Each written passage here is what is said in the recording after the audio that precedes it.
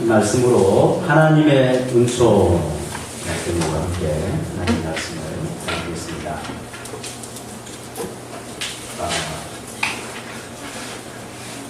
사랑을 많이 받고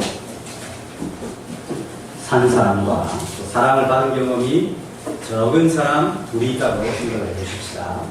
그러면 이 둘 중에 누가 다른 사람에게 사랑을 잘 베풀겠습니까? 사랑을 많이 경험한 사람이겠죠. 또 격려를 늘 받고 자란 사람과 격려를 전혀 받지 못한 사람이 있다고 생각해 보십시다. 그러면 이 두 사람 중에 누가 다른 사람에게 격려를 잘하면서 살겠습니까? 격려를 많이 받은 경험이니까 그렇죠. 저를 좀 이해해달라고 말씀드립니다. 저는 아버지와 어머니로부터 한번 생각해보니까 며칠 전에 한 번도 공부할 때 공부를 안 해서 그러는지 공부할 때 너 공부한다고 힘들지 이런 말을 한 번도 못한 것 같아요. 속이 하이하면서 제가 혹시 그런지 모르겠는데 그래서 제가 이 사랑을 받고 표현하는데 좀 어색해하는 교적인 사랑인 것 같습니다. 여러분 혹시 목사님 별로 사랑이 없어 혹시 그런 말 힘드시더라도 좀 이해해 주시면 좋겠습니다. 부모님이 나쁜 분이 아닌데 아버지를 생각해보면 참 이해가 됩니다. 아버님이 9살 때 할머니가 돌아가셨어요. 13살 때 할아버지가 돌아가셨어요. 손이 누님이 있고 손아래 여동생이 있었는데 세 분이 가난해서 다 남의 집 살게 했어요. 머슴처럼. 그렇게 살아왔으니 사랑을 받아본 적이 없으시고 저희들을 사랑하시는 분이셨던 것이 분명한데 한 번도 집에서 따뜻한 말로 말씀해 보신 적이 없으시죠. 저와 아버지의 주 대화 내용은 문안 인사가 전부였습니다. 좀 오셨습니까? 잘 다녀오십시오. 진지 드십시오. 밥 먹으라. 갔다 왔냐? 이것이 전부였어요. 물론 돌아가시기 얼마 전에, 몇 달 전에 잠깐 마음 깊은 대화 나는 그거 딱 한 가지였습니다. 그래서 제가 이제 신학교 91년도에 신학교 수원으로 올라가는데 비장한 마음을 갖고 가족들의 반지도 무릅쓰고 비장한 마음을 갖고 아버지 산소를 방문했습니다. 아버지 저 이제 수원에 올라갑니다. 신학교 갑니다. 그렇게 했는데 제 마음속에 순간 어떤 생각이 드느냐면 아버지 생전의 모습이 안 떠오르는 거예요. 돌아가신 지가 이제 한 6년 좀 됐어요. 6년 좀 안 됐어요. 세상에 생전의 모습이 기억이 전혀 안 나는 거예요. 아무리 기억을 하려고 막 했는데도 기억이 안 나는 거예요. 왜 그럴까? 생각해보니까 생전에 그 아버지 선친과 추억 만들기가 없었던 것 같아요. 제가 그 답을 제 나름대로 알겠습니다. 그래서 제가 좀 많이 쑥스러워하고 잘 못합니다. 그런 목사인 것을 넓은 마음으로 받아주시면 좋겠습니다. 제 이야기 하려고 하는 게 아니라 하나님께서 우리를 왜 부르셨을까? 하나님 왜 우리를 부르셨을까? 하나님의 나라에 일꾼이 적어서 우리를 불렀을까요? 아니면 우리를 종으로 부르기 위해서 불렀을까요? 하나님께서 우리를 부르신 것은 쉽게 이야기하면 우리를 정말 행복한 하나님의 백성이 되기를 원하셔서 우리를 부르셨습니다. 우리가 하나님의 자녀가 되어서 정말 아버지 그 하나님의 사랑을 마음껏 경험하도록 우리를 부르셨습니다. 하나님이 우리를 얼마나 불쌍히 여겨주시는지를 온몸으로 깨달아 가기를 하나님은 원하십니다. 하나님이 자녀된 우리들을 향하여 당신의 섬세한 손길로 우리를 얼마나 풍성하게 공급해 주시는지를 체험하며 살아가기를 원하셔서 우리를 부르셨습니다. 그래서 우리가 그러한 하나님을 체험하여 풍성한 은혜를 경험해서 다른 사람들에게 이 하나님의 은혜와 사랑과 공급과 이 자비하심을 마음껏 발산하고 드러내도록 하시기 위하여 우리를 부르신 것입니다. 그래서 우리가 신앙생활에 나갈 때 그 하나님을 경험하고 그 손길을 알아가고 그 공급을 체험한 풍성한 은혜를 체험해서 다른 사람들에게 이 하나님의 놀라우심을 드러내고 선포하고 삶으로 나타내는 하나님의 사람들이 될 수 있기를 주님의 이름으로 축복합니다. 축복합니다. 네. 자, 오늘 본문은 다윗이 왕이 30살에 되었는데 왕이 된 지 한 20년쯤 지난 것 같아요. 물론 다윗이 왕이 된 지 굉장히 앞에 기록이 되어서 우리는 착각할 수 있는데 무비보셋이 5살 때 다리를 다쳐서 절름발이가 되었을 즈음에 다윗이 왕이 되었기 때문에 그가 아들까지 있다고 하는 거 보니까 적어도 한 20년쯤 지났을 때였습니다. 다윗이 이제 왕이 되어서 과거에 자신이 요나단이라고 하는 황태자이죠. 사울의 첫째 아들. 그 요나단과 맺은 언약을 기억을 하게 되었습니다. 그래서 혹시 사울의 집에 전쟁 중에서 죽지 않고 남아있는 자가 있느냐 수소문에서 알아보니까 요나단의 아들 중에 딱 하나가 남아있는데 무비보셋이라고 하는 아들이 있다. 그는 양발이 저는 절름발이 되었습니다. 수소문에서 그를 찾아와서 그에게 그가 상상할 수 없는 엄청난 혜택을 다윗이 베풀어 주게 되었습니다. 무비보셋은 이 다윗이 베풀어주는 은총을 통하여 자신의 삶이 완전히 바뀌게 되었습니다. 완전히 달라졌습니다. 그의 힘으로 획득할 수 없는 그런 은총이 주어지게 되었습니다. 무비보셋이 어떻게 해서 이렇게 변화가 가능케 되었는가? 무비보셋을 완전히 바꾸게 된 이 은총의 특징이 무엇인가? 오늘 본문의 1절, 3절, 7절에 보면 은총, 하나님의 은총한 것이 나옵니다.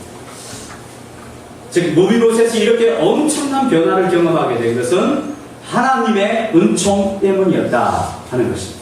그럼 우리가 지금 이 하나님의 은총은 어떤 특징을 갖고 있는가 참 묵상하고 생각하면서 이 하나님의 은총을 경험하고 사모하는 시간이 될 수 있으면 좋겠습니다. 먼저 1절을 같이 읽어보겠습니다. 1절 시작. 다윗이 이르되 사울의 집에 아직도 남은 사람이 있느냐?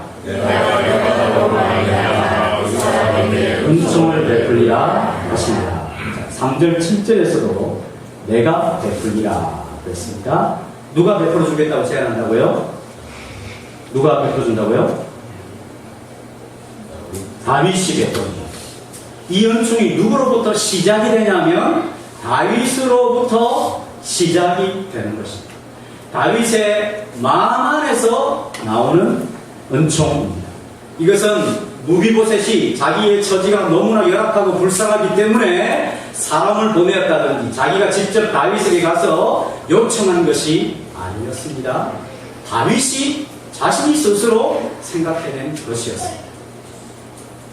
만조백관들 수많은 밑에 지혜로운 신하들이 서로 의논해가지고 이 은총을 무비보셋에게 베풀자라고 왕에게 제안하자고 시작된 것이 아닙니다. 이것은 다윗이 시작한 것입니다. 내가 베풀어 주겠다. 하나님의 은총은 어떤 특징을 갖고 있느냐? 첫 번째 특징은 하나님으로부터 시작된다. 하나님의 은총은 누구로부터 시작된다고요? 하나님으로부터. 우리의 필요에 의해서 세워진 것이 아닙니다. 하나님께서 먼저 생각을 하시고 이 은총을 베푸시기로 마음에 작정하심이 하나님 은총의 특징. 이것을 주도적인 특징이다. 주도적인 은총이다. 하나님께서 주도적으로 이 은총을 준비하셔서 베푸시는 것입니다. 이것은 사실 다윗 자신이 먼저 경험한 것이었어요. 하나님께서 사무엘을 보내어 다윗에게 기름을 부으시죠. 10대 소년 시절.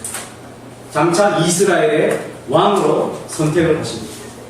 그리고 다윗이 자기 양떼를 지키는 그 가운데서 그를 이스라엘의 주권자, 왕으로 선택한 그를 부르시죠. 다윗이 하나님에 의하여 자기가 왕으로 선택받고 마침내는 왕이 되어가고 또 왕이 되었습니다. 하나님에 의해 주도적으로 하나님에서 시작된 이 은총을 다윗이 경험했던 것이죠. 자신도 이 일을 경험했기 때문에 이것을 무비보셋에게 전달하는 것입니다. 이 주도적인 은총, 하나님으로부터 시작된 은총은 계획을 가지고 이 은총을 베풀어 줍니다. 그냥 은총만 있다 이런 것이 아니라 특별한 목적과 특별한 계획을 갖고 이 은총을 베푸는 것이죠. 무비보셋을 불러서 그에게 사울 할아버지가 가지고 있었던 그 재산권을 회복시켜주고 항상 왕 앞에서 먹는 왕자의 지위를 회복시켜주는 그런 계획과 목적을 가지고 은총을 베푸는 것이죠. 하나님께서 다윗에게 기름을 부어서 양떼들 가운데서 그를 선택하셨을 때는 목적이 있습니다. 어떤 목적이요? 장차 사울왕을 대신하여 하나님의 왕권을 대신 잘 실행해 줄 그런 목적을 갖고 다윗에게 은총을 베푸십니다. 이스라엘의 왕이 되어서 하나님의 평화의 통치를 대신할 수 있는 사람이라고 하는 목적을 갖고 다윗에게 은총을 베풀어 주셨습니다. 하나님께서 온 천지 만물을 말씀으로 창조하시고 사람을 선택하죠. 아담과 하와를 선택하여 그들에게 이 모든 만물을 주십니다. 그리고 뭐라고 하십니까? 만물을 정복하고 다스리라. 하나님이 우리에게 은총을 베푸실 때는 하나님께서 먼저 우리를 향한 하나님의 선하신 뜻과 계획과 목적을 갖고 부르시는 것입니다. 그것은 시시한 것이 아닙니다. 엄청난 것들이죠. 이렇게 하나님으로부터 시작된 이 은총은 주도적이고 그 주도적인 은총은 하나님의 특별한 계획과 목적을 가지고 은총을 베푸신다 하는 것입니다. 이것은 신약의 말씀에 이렇게 기록이 되어 있습니다. 우리 에베소서 1장 3절에서 6절 말씀을 함께 읽겠습니다. 시작. 찬송하리라 하나님 곧 우리 주 예수 그리스도의 아버지께서 그리스도 안에서 하늘에서 솟아난 모든 신령한 복을 우리에게 주시되 곧 창세전에 그리스도 안에서 우리를 택하사 우리로 사랑 안에서 그 앞에 거룩하고 흠이 없게 하시려고 그 기쁘신 뜻대로 우리를 예정하사 예수 그리스도로 말미암아 자기의 아들님이 되게 하셨으니 이는 그가 살아나신 자 안에서 우리에게 거둬주시는 바 그의 은혜의 영광을 찬송하게 하려는 것이라. 아멘. 자, 여기 보면 하나님께서 창세전에 우리를 선택하여 하나님으로부터 시작된 은총이라는 것이죠. 그 목적은 무엇입니까? 우리와 사랑 안에서 그 앞에 거룩하고 흠이 없게 하십니다. 이것이 하나님이 우리를 향하여 가지신 하나님의 숭고하고 깊은 뜻이라 계획이라 할 수가 있습니다. 또다시 이렇게 표현하죠. 그 기쁘신 뜻대로 우리를 예정하사 우리의 의지와 상관없이 하나님은 우리가 이 땅에서 태어나기 전부터 우리를 향한 하나님의 은총을 베푸시기로 약속하신 것입니다. 왜 그렇게 하셨습니까? 그의 은혜의 영광을 찬송하게 하려. 이런 엄청난 목적을 갖고 우리를 대하신다 하는 것입니다. 자, 좀 더 구체적으로 이렇게 생각해 보십시다. 우리가 이 자리에 함께 모여서 예배할 수 있는 자리에 올 수 있는 것은 하나님의 은총이죠. 우리가 이렇게 생존하여서 하나님의 말씀을 듣고 성도들과 함께 신앙생활을 할 수 있으면 하나님의 은총이죠. 우리는 각기 나름대로의 이유를 가지고 교회를 나온 사람들이 할 수 있습니다. 그러나 그런 모든 배후에 하나님으로부터 시작된 은총에 의하여 그 결과로 여기에 나올 수 있는 것입니다. 뿐만 아니라 우리는 다 측량할 수 없고 알 수 없지만 하나님이 나를 그 앞에서 거룩하고 흠이 없는 예수 그리스도와 같은 위대한 존재로 우리의 모든 삶과 환경을 통하여 빚어가시려고 하는 특별한 목적을 가지고 우리를 하나님의 자녀가 되게 하셨습니다. 그저 하나님 우리가 이 땅에서 삼시세끼 잘 먹고 좀 물질적으로 여유로워서 여러 가지 오락생활을 즐길 수가 있고 남들과 같지 않게 신음이나 걱정 근심 없이 편안한 삶을 살아가도록 우리를 부르신 것이 아니라 예수 그리스도와 같이 거룩하고 흠이 없게 하시며 이 땅에서 가장 높으신 하나님을 영화롭게 하는 위대한 삶을 살 수 있도록 그 목적을 가지고 우리에게 은총을 베풀어 주셔서 이 말씀을 듣고 그 이 말씀을 듣기 위해서 여기에 있는 것입니다. 하나님 지금도 당신의 특별한 계획과 목적을 가지고 우리를 주도적으로 사랑하고 있음을 믿으십시오. 뿐만 아니라 그가 우리를 그리스도 안에서 부르셨기 때문에 반드시 우리를 향한 하나님의 놀라운 계획을 이루어가실 것을 믿으십시오. 비록 다윗이 죽을 위험을 몇 번이나 넘기고 수많은 사람들이 자기를 고소하고 자기를 오해하여서 왕에게 쓸데없는 짓을 고발하고 그렇게 한다 할지라도 하나님께서 그의 삶을 붙들고 그를 향하여서 갖고 계시는 그 엄청난 계획을 이루시지 않습니까? 그것을 다윗이 경험한 거예요. 그래서 그 은총을 다른 사람에게 베풀어 주기를 원하는 것이죠. 하나님께서 예수님이라고 하는 생명까지 우리에게 주셔서 그 예수 생명을 가지고 이 땅에 살아가는 하나님의 자녀가 되게 하셨을 때 이 땅에서 썩어져야 될 것, 제한적이고 한정적인 것들을 사모하며 그것이 인생의 전부인 거냐, 그것이 인생의 정말 우리 삶에 중요한 것이냐 애쓰며 살아가는 삶을 하나님 원하지 않습니다. 하나님 우리가 그리스도와 같이 거룩하고 흠이 없는 놀라운 계획을 갖고 우리를 부르신 은총을 베풀고 있다는 사실을 기억하시기 바랍니다. 본문을 통하여 가르쳐주는 하나님의 은총의 두 번째 특징은 1절 말씀에도 읽었습니다만 7절을 한번 읽겠습니다. 7절 시작. 다윗이 그에게 이르되 무수하지 말라. 내가 반드시 내 아버지 요나단으로 말미암아 내게 은총을 베풀리라. 내가 내 할아버지 사울의 모든 밭을 다 내게 도로주겠고 또 너는 항상 내 상에서 떡을 먹을지니라. 1절과 7절에 공통적인 점이 여럿이 나올 수 있지만 하나님의 은총의 두 번째 특징을 표현하는 것이 있습니다. 그것은 바로 요나단으로 말미암아 내 아버지 요나단으로 말미암아 은총을 베풀리라. 그것은 바로 요나단과 맺은 약속 때문입니다. 즉 하나님의 은총의 특징은 언약적인 은총이라. 언약적인 은총. 하나님께서 약속하신 자기 백성을 끝까지 책임지시고 반드시 그 은총을 이루어 주시는 언약적인 은총이라는 것입니다. 그럼 다윗이 이 무비보셋에게 은총을 베푸는 그 원인이 아버지 요나단과 다윗과의 맺은 언약이라는데 그 언약이 무엇인지 한번 읽어보겠습니다. 사무엘상 20장 14절에서 16절 말씀입니다. 시작. 너는 내가 사는 날 동안에 여호와의 인자심을 내게 베풀어서 나를 죽지 않게 할 것이니라. 여호와께서 너 다윗의 대적들을 지면에서 다 끊어버리신 대로 너는 내 인자함을 내 집에서 영원히 끊어버리지 말라 하고 이에 요나단이 다윗의 집과 언약하기를 여호와께서는 다윗의 대적들을 치실지어다 하니라. 여기 줄 거는 부분은 이 말하는 사람은 요나단입니다. 다윗에게 하는 말이죠. 요나단은 다윗보다 제법 많은 손 위였어요. 형벌이었죠. 자, 여호와의 인자심, 인자라고 하는 것은 은총하고 똑같은 단어입니다. 단어를 다르게 표현한 것이죠. 여호와의 인자심이라 표현하고 너는 내 인자함이라. 다윗의 인자.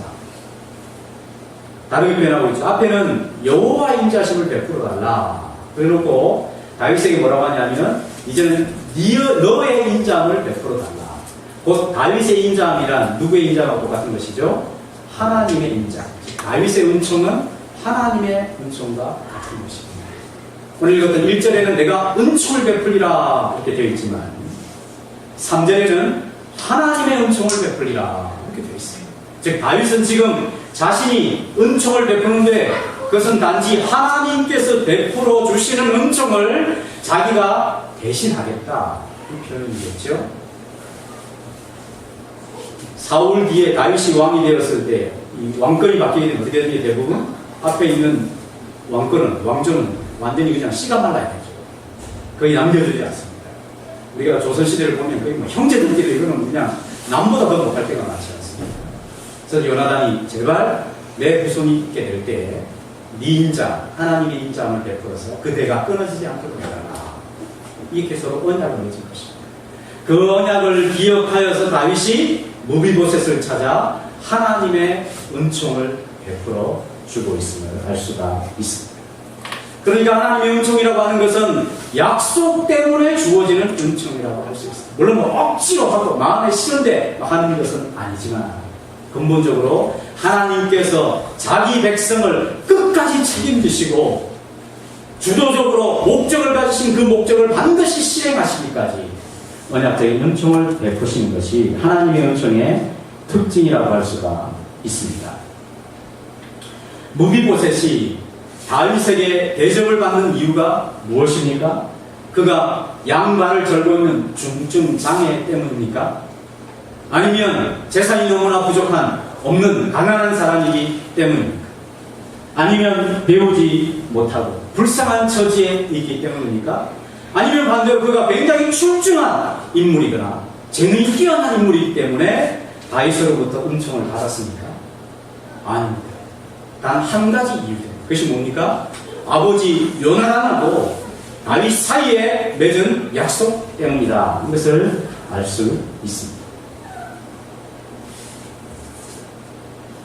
그래서 다윗은 이 언약을 기억하여서 이 무비보셋에게 뭐라고 하냐면 내가 너에게 이 은총을 확실하게 보여주겠다. 베풀어 주겠다. 라고 약속을 하고 있습니다. 그것이 7절에 나와 있습니다. 내가 반드시 내 아버지 요나단으로 말미암아 내게 은총을 베풀리라 했습니다. 확실하게 반드시 이것을 실행하겠다는 것입니다. 다윗이 왕이 된 지가 몇 년 지났다고요? 20년. 20년이면 웬만한 거 다 잊어버립니다. 중요한 것은 다윗과 요나단이 서로 약속을 맺고 누가 있었을까요? 주변에? 아무도 없었어요. 다윗 혼자 잊어버리면 그냥 이 번거로운 일 안 해도 됩니다. 또 서로 간 무슨 언약을 맺는 당시에 공식 문서라는 이런 것도 전혀 없었어요. 말로서 그냥 신이 없어요. 서로 믿고 말로서는 없어요. 말이라고 하는 것은 상황 바뀌면 다 바뀌죠. 자기 이익 따져버리면 이 말이라고 하는 것은 아무 소용이 없습니다. 거짓된 것이라도 문서가 훨씬 더 법적인 효력이 강하죠. 다윗은 기억하고 있었어요. 심지어 그는 왕이었어요. 항상 자기 앞에서 식사를 같이 한다면 밥만 같이 먹는다 이런 것이 아니죠. 왕자의 지위를 회복시켜주고 자기가 필요할 때는 지혜도 얻고 행정적인 일에 함께 참여할 수 있는 높은 지위를 준다는 것입니다. 혼자 그러다 할 수 있습니까? 두 발 다스는 사람이, 저런 사람이 안 되죠. 수행왕이 더 있어야 됩니다. 그럼 매개 살리고 부축하고 이렇게 하려면 참 너무 그런데 다윗이 뭐라고 합니까? 반드시 싫어요. 왜? 은총이라고 하는 것은 언약적인 것입니다. 하나님이 자기 백성에게 약속하신 것을 무슨 일이 있어도 지키시는 그런 하나님의 성품에서 나온 것이기 때문에 다윗은 은총을 베풀되 자기의 은총이 아니라 하나님의 은총을 베풀겠다 약속한 것입니다. 사실 다윗이 이것을 뼈저리게 경험했지 않습니까? 자신의 삶 속에서 몇 번이나 그 은총을 의심했었습니다. 자신의 삶이 위태로울 때 이제는 그만했으면 좋겠다라는 생각이 드는 것이죠. 유다 땅에서는 더 이상 숨을 곳이 없으니까 막 미친 재감이 입에 침 막 흘려가면서 막 벽고 끌어가면서 블레셋으로 가서 하나님의 뜻을 저버린 적도 있었습니다. 자기 부하들이 자기들을 잘 따르다가 시글락에서 자기가 자리를 비운 틈을 타서 이웃에서 병살이 와서 부인들과 모든 재산을 다 노래하게 하게 되었을 때 밑에 잘 따른 부하들이 다윗을 죽이게 했어요. 최고의 일이었죠. 그런 때도 있었어요. 그러나 그때마다 하나님의 은총이 자신을 놓지 않고 붙잡아 마침내 지금 하나님의 은총을 베풀어 줄 만큼 자리에 있게 되는 것을 자기가 뼈저리게 경험한 것이죠. 아, 하나님의 은총은 반드시 실행할 것이다. 그 은총을 자기가 실행하겠다 말씀하는 것이죠. 하나님은 전능하신 분이십니다. 그것을 여러분들 다 고백하죠. 전능하신 분이십니다. 그러나 하나님에게도 불가능한 것이 있습니다. 하나님은 전능하신데 어떻게 불가능한 것이 있을 수 있습니까? 하나님에게 불가능한 것은 이런 것입니다. 거짓말을 하실 수 없으십니다. 하신 약속을 실행하지 못하는 그런 일이 있을 수가 없죠. 거짓말을 하실 수 없었어요. 그래서 자기가 약속하신 것을 반드시 이행하십니다. 만약 약속을 했는데도 이행되지 않는다면 하나님에게 문제가 있는 것이 아니라 그 약속을 받은 우리들 쪽에 심각한 문제가 있다고 진단하는 것이 옳습니다. 하나님은 당신의 성품, 당신의 인격을 역행하여 거슬러서 행하실 수 없는 분이십니다. 여러분, 하나님은 약속한 것을 반드시 실행하십니다. 무비보셋이 장애를 지녔다고 그 약속이, 그 은총이 시행되지 않는다는 그런 일이 있을 수 없습니다. 가난하다고 하나님의 은총이 멈출 수 없습니다. 못 배웠다고 하나님의 은총이 멈출 수 없습니다. 아, 은총을 베풀려고 했는데 보니까 쓸모없는 사람 같아요. 그렇다고 하나님의 은총을 멈추지 않습니다. 우리가 낙심한 상태에 있기 때문에 하나님은 은총을 거두시지 않습니다. 하나님은 자신이 약속하신 것을 반드시 실행하시는 언약적인 은총을 지니고 계십니다. 그래서 은총 또는 인자 또는 사랑 또는 은혜라고 번역되는 히브리어 헤세드라고 하는 것은 언약적인 이야기입니다. 하나님이 자기 백성을 선택하시고 부르십니다. 반드시 그 약속을 실행하시도록 일하신다 하는 것입니다. 이 로마서 5장 6절 말씀을 한번 보겠습니다. 시작. 우리가 아직 연약할 때에 연약대로 그리스도께서 영전치 않은 자를 위하여 죽으셨다. 아멘. 연약할 때라고 하는 것은 세 가지 의미가 있습니다.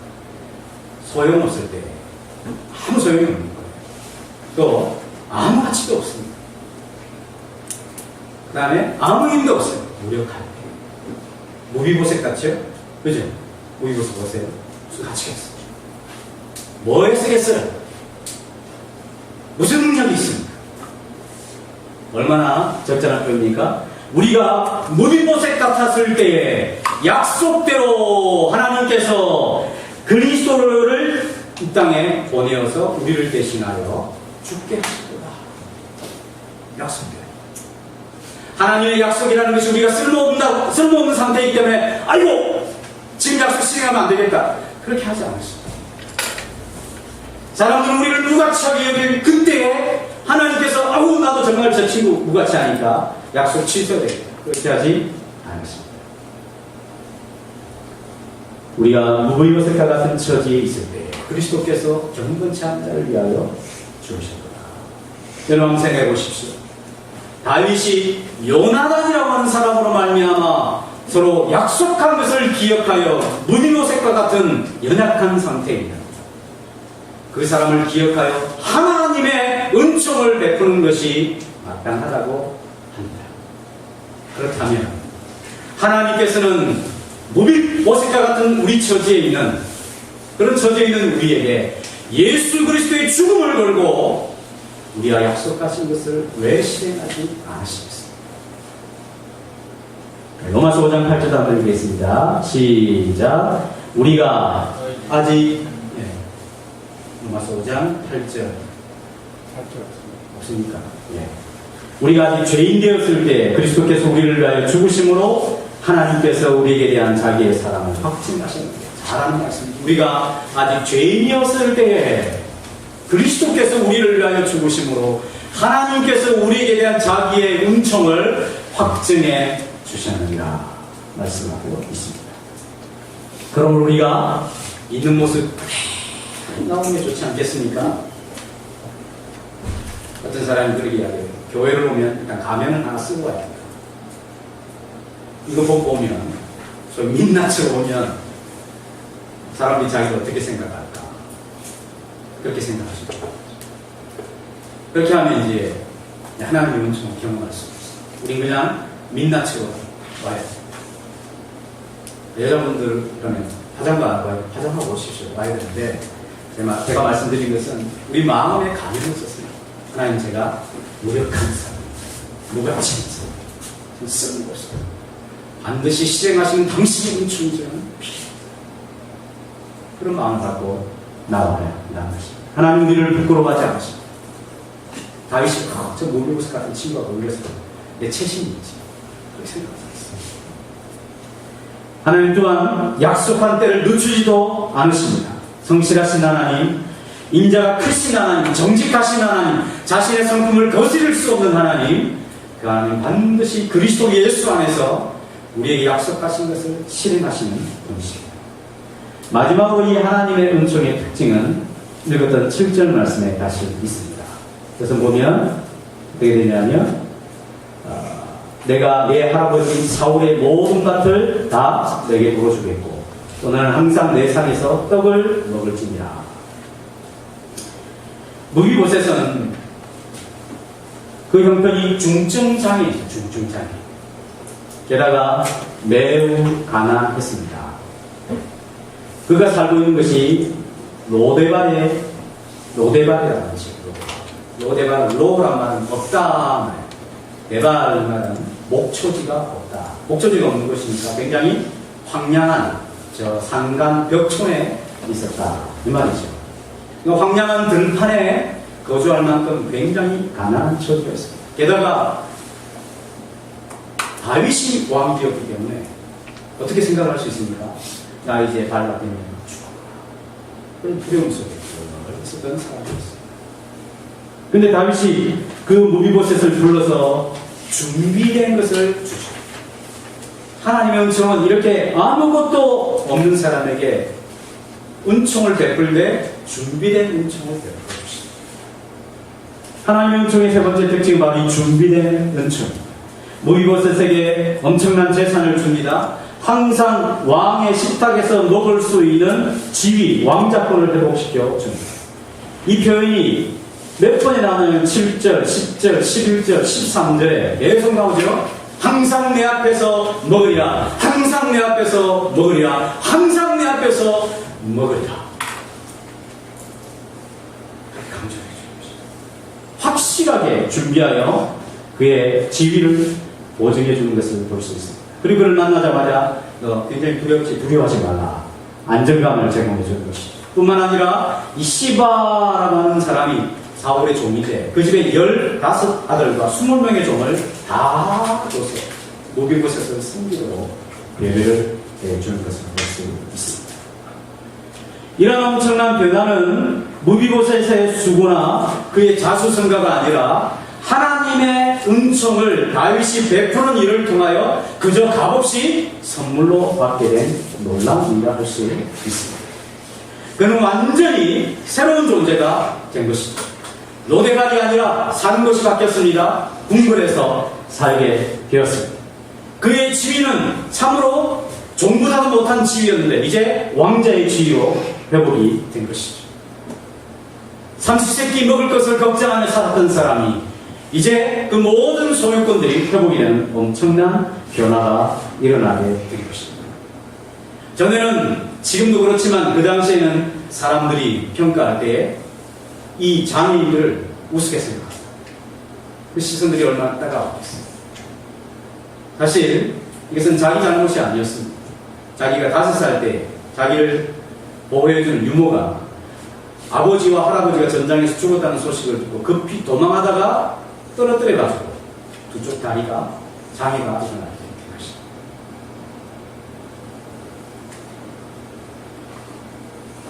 그를 부르는 호칭이 달라졌습니다. 그가 먹고 사는 것이 달라졌습니다. 완전하게 달라지게 된 것이죠. 다윗이 물었습니다. 사울의 집에 남은 자가 있느냐? 시바에게 물었어요. 시바가 예, 요나단의 아들이 있는데 그까지 이야기합니다. 쓸데없는 말을 하였습니다. 양쪽 다 발을 줍니다. 그런 거는 말 안 하는 게 좋은 것이죠. 그것은 다윗이 보고 판단하는 일이죠. 그 부분은 좀 비밀로 좀 남겨놨어야 되는데 괜히 그거까지 다 이야기해가지고 좀 신비한 감을 신비한 감이 사라졌죠. 근데 조금 덜 말하는 게 신상이 굉장히 좋은 것 같습니다. 게다가 남의 그 어떤 부분을 이야기할 때는 물론 다른 사람들이 각인하기 위해서 그런 아주 충격적인 말을 할 수도 있지만 될 수 있으면 남의 약점과 허물은 이야기하지 않는 게 좋습니다. 괜히 그 사람이 약점을 이야기했는데 이 사람은 그 사람은 굉장히 좋은 사람을 받아들여버리면 나중에 이상하게 관계가 돼버리잖아요. 시간은 더 이상 말할 필요 없습니다. 얘 한 명이 있습니다. 그 사람은 접니다. 이렇게 할 필요가 없는 거죠. 두 발을 다 접니다. 이렇게 할 필요가 없는 거죠. 다윗은 그를 불러서 완전하게 회복을 시켜줍니다. 그래서 이 무비보셋이 하나님의 은총을 경험하게 됐을 때 이렇게 고백을 하죠. 8절 같이 보겠습니다. 8절 시작. 그가 저라에게 무엇이기에 왕께서 죽은 내 같은 나를 돌아보시나이까. 너무나 감격스러운 자기는 자기가 죽은 개 같은 존재라 생각했어요. 근데 왕이 자기를 이렇게 돌아보고 이 하나님의 은총을 베풀어서 일순간에 엄청난 신분과 실제적인 삶의 변화가 있게 되었을 때 너무나 감격하며 죽은 개 같은 나를 돌아보십니다. 이 고백과 감격이 있는 것이죠. 그러면 이 고백과 감격은 무비보셋에게만 해당되는 것인가? 우리가 신앙생활 할 때 이 하나님의 은총을 조금이라도 경험하게 되면 우리는 다 이런 감격을 하게 됩니다. 어떤 존 뉴턴이 그랬죠. 노예상이었는데 그가 예수 그리스도를 통하여 변화되고 하나님의 은총을 경험하게 되었을 때 어메이징 그레이스 나 같은 죄인 살리신 주의 놀라운 잃었던 생명 찾았고 광명으로 얻네. 그런 고백은 하나님의 은총을 경험하는 것입니다. 저는 대학 시절에 밤새도록 기도하며 새벽녘이 다 갔을 때 이 세상의 죄인 중에 내가 진짜 죄인이구나. 주께서 나를 위하여 이 은총을 베푸셨구나. 그런 감격이 밀려오기 시작했습니다. 그래서 이 찬양을 하며 베풀어 주신 주님의 사랑을 감격한 적이 있습니다. 누가 그렇게 되는 것이죠. 원래 무비보셋의 이름은 무리바알입니다. 바알과 싸우는 자라. 원래 원명이 무리바알이고 무비보셋은 별명입니다. 보셋이라고 하는 것이 뭐냐면 쉐임, 부끄러움, 높이 해가지고 부끄러움이 씻어진 자다. 누구를 통해서? 다윗을 통하여 베풀어준 하나님의 은총을 통하여 그는 부끄러운 자였습니다. 패족이죠, 패족. 자기의 신분과 자기의 이름과 자기의 거처가 알려지면 안 되기 때문에 저 로데발이라고 하는 좁은 곳에 숨어서 지내는 부끄러운 사람이었어요. 신체적으로도 부끄러운 느낌을 지니고 있었던 것입니다. 그런데 하나님의 은총을 경험하게 되었을 때 모든 부끄러움이 다 씻음을 받아서 무비보셋으로 바뀌게 된 것이죠. 그러나 다윗이 베풀어준 이 하나님의 은총은 한계가 있습니다. 어떤 한계가 있습니까? 일시적이고 한정적입니다. 다윗이 살아있을 동안, 다윗과의 관계가 좋았을 때만이죠. 또 그가 베푼 것은 땅의 것입니다. 또 다윗이라고 하는 왕 자체가 큰 결함이 있는 사람입니다. 그가 베푼 은총에 한계가 있는 것이죠. 일개 한 나라의 왕입니다. 그리고 그 왕의 지위는 언제나 불안하고 흔들릴 수가 있습니다. 무비보셋에게 은총을 베풀었지만 여전히 무비보셋은 두 발이 절름발이 상태에 있었습니다. 그러나 하나님께서 예수 안에서 약속하신 하나님의 은총은 다윗의 한계를 뛰어넘습니다. 다윗의 일시적인 것을 뛰어넘습니다. 무비보셋의 절름발이 육신적인 한계를 다 뛰어넘는 예수 그리스도 안에서 주어진 하나님의 무한한 은총이 있습니다. 이것은 영원한 것입니다. 이 무비보셋의 모든 육신적인 장애도 다 온전케 하는 부활의 영광을 허락해 주실 것입니다. 그는 일개의 왕이 아니라 만왕의 왕이시며 보이는 세계가 보이지 않는 왕이신 예수 그리스도이십니다. 그를 통하여 하나님께서는 우리에게 완전하고 주도적이고 하나님께서 준비하시고 목적을 가지고 우리를 은총 가운데 부르셨다는 사실을 기억하시기 바랍니다. 사랑하는 성도 여러분, 우리 이러한 은총이 너무나 필요한 존재들이 아닙니까? 우리 이 은총을 다른 사람이 아니라 내가 경험하고 내가 소유해야 되지 않겠습니까? 무비보셋과 같이 죽은 개 같은 존재임을 우리가 스스로 인정합니다. 연약할 때 그리스도께서 경건치 않은 자를 위하여 죽어주신 은혜를 체험해야 될 사람이 아니겠습니까? 나는 무비보셋과 같이 두 다리 튼튼하니까 어디든지 다니고 싶은데 다닐 수 있으니까 괜찮을까요? 삼시세끼 정도 먹을 수가 있고 취미생활할 정도로 여유가 있으니까 나는 그냥 괜찮다고 할 수 있습니까? 나는 다른 사람들의 어느 정도 인정도 받고 있으니까 이 정도면 됐다. 그냥 자족하며 지내겠습니까? 우리가 하나님의 은총을 거절하기에는 우리가 실제적으로 얼마나 영적으로 가난한 처지에 있는가를 잘 아실 것이 필요합니다. 하나님은 주도적으로 먼저 우리를 사랑하시고 우리를 향하여 놀라운 계획을 가지는 하나님의 은총을 가지고 계십니다. 그리스도 안에서 생명을 걸고 하나님께서 반드시 이 약속을 이루어 주시겠다 약속해 주셨습니다. 모든 것을 준비하시고 제공해 주시는 하나님의 은총이 약속되어 있습니다. 우리 빌립보서 4장 19절 말씀을 읽겠습니다. 시작. 나의 하나님이 그리스도 예수 안에서 영광 가운데 그 풍성한 대로 너희 모든 쓸 것을 채우시리라. 아멘. 하나님 이런 약속을 베풀어 주셨습니다. 하나님 우리를 부르시면 이 풍성한 하나님의 은혜를 경험하여서 다윗과 같이 사람들에게 이 하나님의 은총을 나타내고 표현해주고 제공해주는 하나님의 사람들이 되기를 원하십니다. 이 은총을 경험하는 저와 여러분들 되시기를 주님으로 축복합니다. 기도하겠습니다.